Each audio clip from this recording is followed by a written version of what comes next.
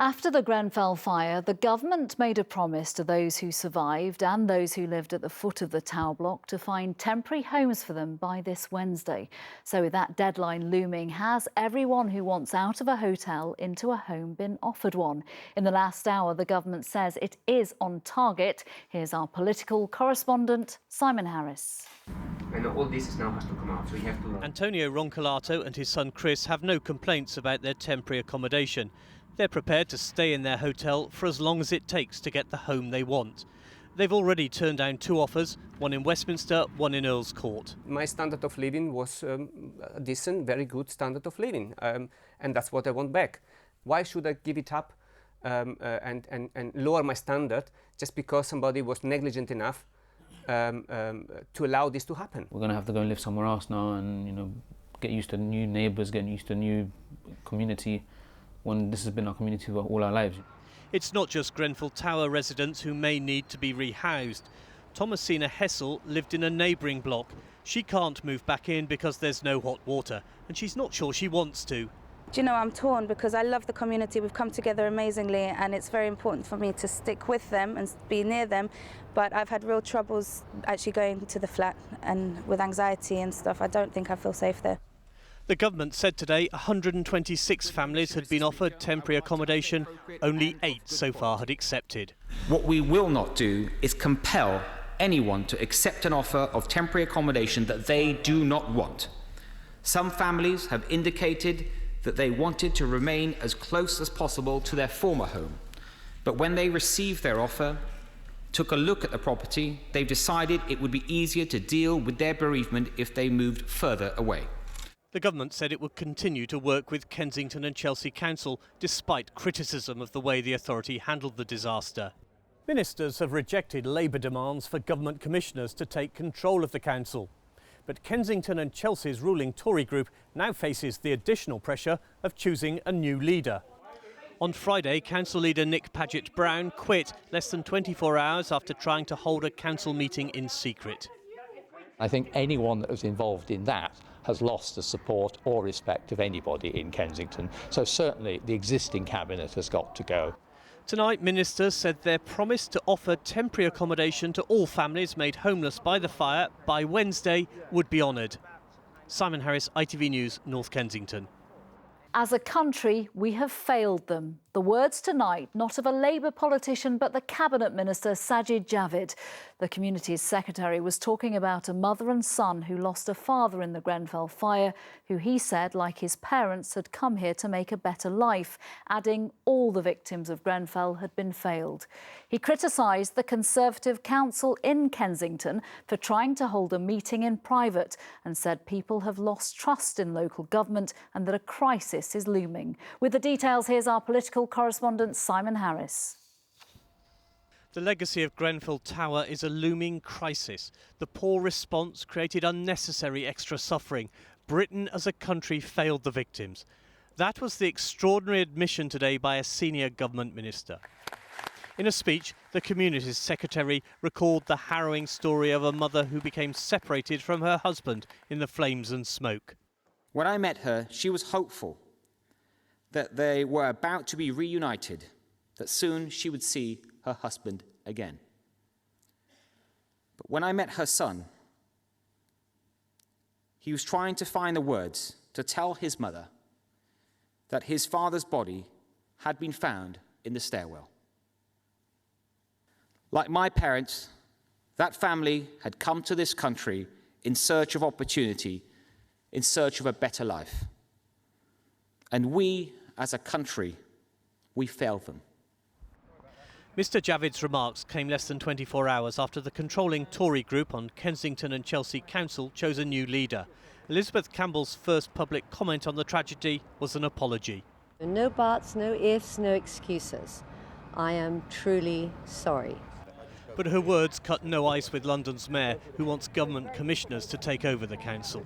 The current crop of councillors from the majority group are tainted, and what we need is untainted leadership in that local community. Until that happens, don't be surprised if local residents don't use the services being provided by the council. So you have no confidence in the new leader? None at all. Melvin Akins grew up in North Kensington and is involved with the organisation Justice for Grenfell. He's also unimpressed with the new leader.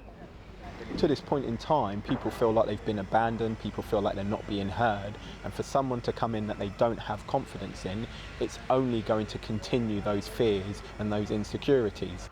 At the council's headquarters, the new leader was thought to be choosing a new cabinet. Councillor Campbell won't formally take over as leader until the next council meeting. That's not for another 2 weeks. We asked Kensington and Chelsea Town Hall if she would talk to us today, but we're told she wasn't available. And if the councillor is in any doubt about the challenge she faces, the minister underlined it. Grenfell will forever serve as a reminder of what went wrong. Simon Harris, ITV News. For more, let's get more on Sajid Javid saying local government is facing a looming crisis of trust because of what has happened over Grenfell. Simon is with me now. Look, he was very critical about Kensington and Chelsea Council. They held that meeting last week, the first since the fire. They tried to ban the press and the public from it. He said today in that speech we heard from earlier, democracy must be seen to exist. Yes, it was very clear that one of the key themes of Mr Javid's speech was that all local government needs to change. But he did say that, as you said, that decisions cannot be seen to be taken in private meeting rooms. And that was a very clear attack on Kensington and Chelsea's behaviour last week when they tried to hold that Grenfell Tower update in secret. It was that fiasco which ultimately led to the downfall of the previous council leader, Nick Paget-Brown. Mr Javid went on to say that local authorities need to be supportive of and to engage with communities. And that provoked fury from some Labour councillors who said, don't tar us with the same brush. One senior Labour official accused Mr Javid of a shameless attempt to deflect the blame for what happened at Grenfell Tower. All right, Simon, thank you. The government had promised all of those affected by the Grenfell fire would have been offered suitable new homes by today. But tonight, only 14 families have been rehoused.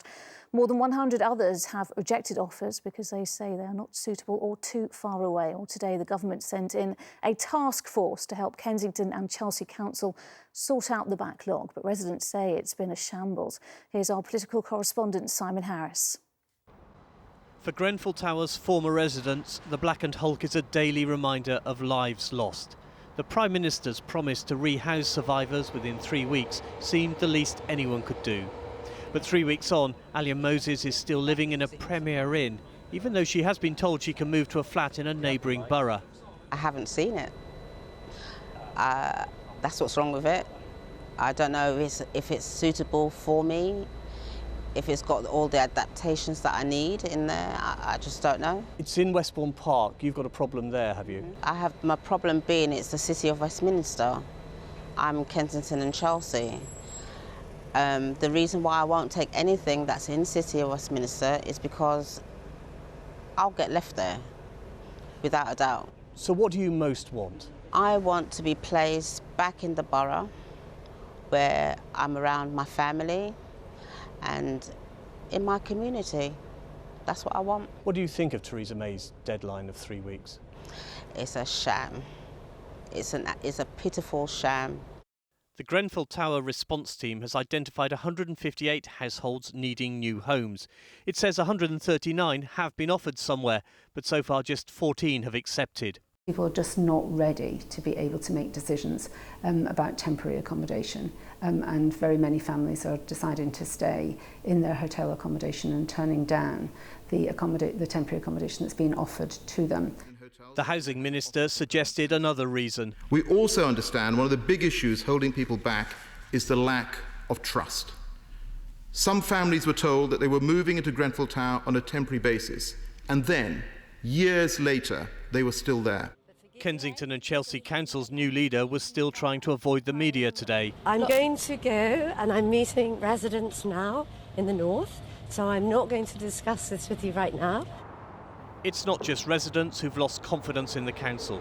The government announced it was sending in a task force to take control of housing and regeneration, and crucially, it would also examine how the council operates. Simon Harris, ITV News, Kensington. We're not trusted. The admission tonight from the incoming leader of Kensington and Chelsea Council, who says it may take a generation to heal the wounds of the Grenfell fire. Elizabeth Campbell said the people who lived in the tower have been let down, but she believes any council would have struggled in the aftermath of such a tragedy. Tonight, with a government task force starting its review of the council's work, she insists she is the right person to take charge. Our political correspondent Simon Harris reports. Kensington and Chelsea Council has won few, if any, admirers since the fire. The council response has been unbelievably poor. It's quite clear to me that the local council isn't fit for purpose. That was a failure of the state, local and national. This week, the Tory-run council attempted to wipe the slate clean by choosing a new leader. In her first television interview, Elizabeth Campbell acknowledged the challenge she faces. I've just come now from the estate, the Finger Estates around the tower, and this woman said to me, "We don't trust you." They have a point. They have a point. How badly wrong did Kensington and Chelsea Council get it? I don't think any council could have coped in the aftermath of something quite so large-scale and dreadful. But it didn't as have to be this bad. No, hold on. I was about to say, you know, it was actually terrible, and it was on a national level of disasters. But as I said to people, I think my whole thing was to say sorry, no buts, no ifs, no excuses. So one of the first things I've done as leader is to say we actually have to have a review of how we responded. What are your personal qualities that make you able to rise to this challenge? Well, I think I've got quite a lot of experience in family and children's services. I've run it for 4 years. Are you a compassionate person? I think I'm a compassionate person. I have 4 grown-up children. I have a sister with severe disabilities. I've had quite a lot of knocks in my life. So, such as? My father was in a psychiatric hospital for a few years, so I think I get it. Of course, I'm from the affluent end. I don't deny I am what I am, but that doesn't necessarily mean that you can't feel. That doesn't necessarily mean that you can't go and talk to people and understand their point of view. How long will it take for that area, the council, everyone to recover from this disaster? Oh, I think it'll take a long time. I think it'll be a generation before, you know, we can start now. But I think it'll take time. It takes time to build trust again, doesn't it? I was very surprised when the council chose her, but that's not really, I didn't have any input into that. Whether or not she's got the right skills, we'll have to see. She's been hiding them for quite a long time if she does. In the weeks ahead, the new leader will have to decide the fate of Grenfell Tower with the help of the local community. One of the things they were saying to me today is, you know, we're not consulted. We live here, we look at it. You know, our friends and our family died there. Surely they have a right to be consulted about what happens to the tower, rather than me make a decision without asking. But before that, Councillor Campbell plans more meetings with the Grenfell families to try to convince them she's the right person for the job. Simon, she talked about the future of the tower itself in that interview. I mean, what did she say may well happen to the structure? Well, it goes without saying that that tower, the site of that tower, is a very painful reminder to many, many people of the trauma of 3 weeks ago.